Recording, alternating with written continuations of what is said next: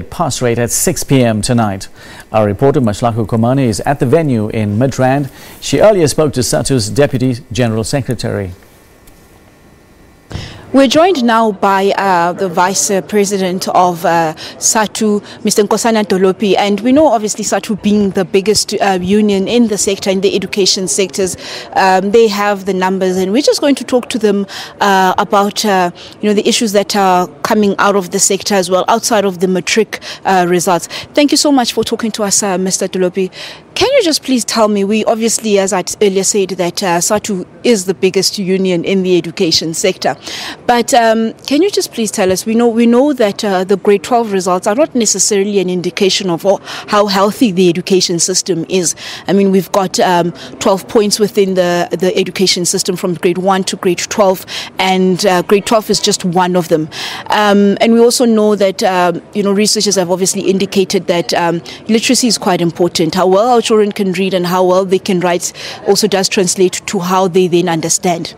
Can you just please also maybe explain to us, we understand that SADTU was one of the unions that called for the ANA examinations or the ANA tests to be scrapped in the system, and we know that that was one of the indicators of how well the system, of how healthy our learners are leading up to the bigger grades, considering that in 2015, 13%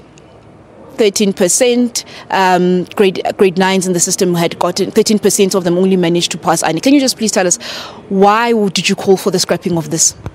Let's start this way. To say that as SADTU, we always have a belief that a firm early childhood development guarantees progress of a learner.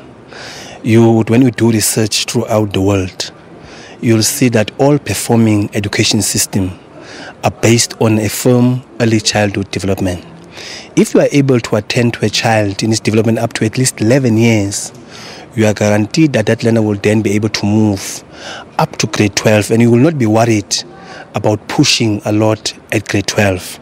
That's why I think at some stage we were against this euphoria around grade 12, because we were saying that we must focus our attention on the early grades of a child. That's why we appreciate our teachers at the foundation phase more, because of the hard work that they're putting on to prepare our children for grade 12. So we are not only going to be commenting about the kind of work we have done only in 2018, even though we appreciate the work that the teachers did in 2018, but we are looking at the entire system, because this is a culmination of what teachers would have done, like I said, from grade R up to grade 12. I think their commitment, their hard work, their zeal, and their love that they've shown to these learners for all these 13, 12 years is now going to show us the kind of results that we're going to receive today. And we hope that they are going to be good results. In fact, they are going to show that yes, indeed, we're having good teachers who are dedicated, who are doing their work.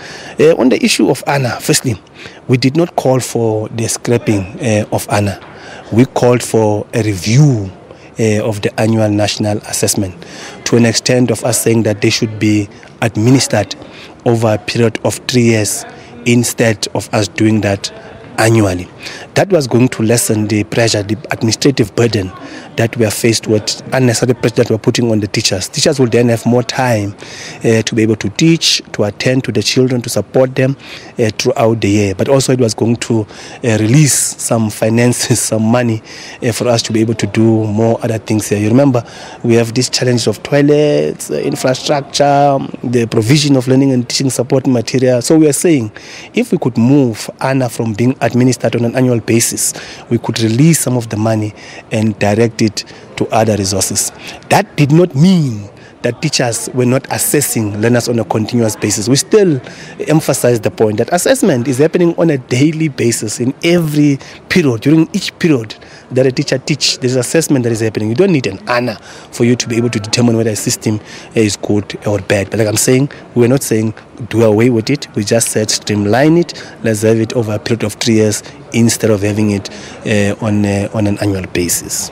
And talking about the burden of teachers, we also know that 12 subjects were introduced this year as a union. Does this not burden the already burdened system? What are your views on that? It does. Remember, we always have this point that we're making about the question of the post-provisioning model that we are using in our country now. We are also of the view that our institutions of higher learning are not producing enough teachers for the system.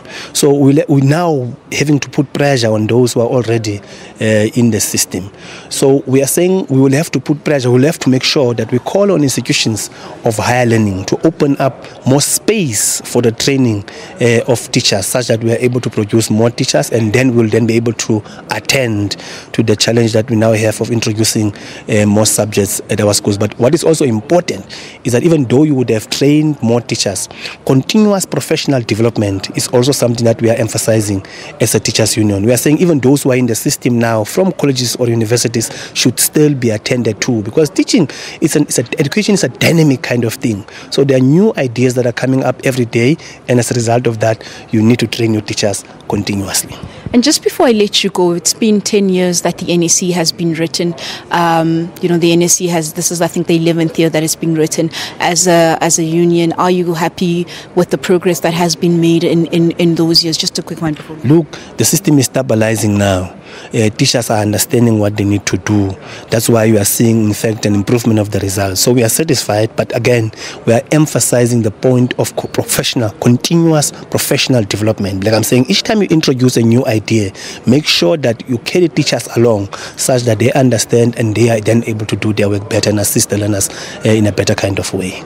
Thank you very much, Mr. Tolopi. And that was Mr. Tolopi, and he is the Deputy President of SADTU, and just telling us there about teacher development, saying that while new ideas are really good, bringing those into the system is quite also important that you factor all the necessary role players within the system, and developing teachers as well, giving them enough training as well, and also speaking about the importance of the lower grades, ensuring that children are given the correct foundation coming towards Matric, and so that when they do get to Matric, it doesn't become a challenge of having to drum in curriculum into their heads, but rather the building blocks are met and there's no holes within that.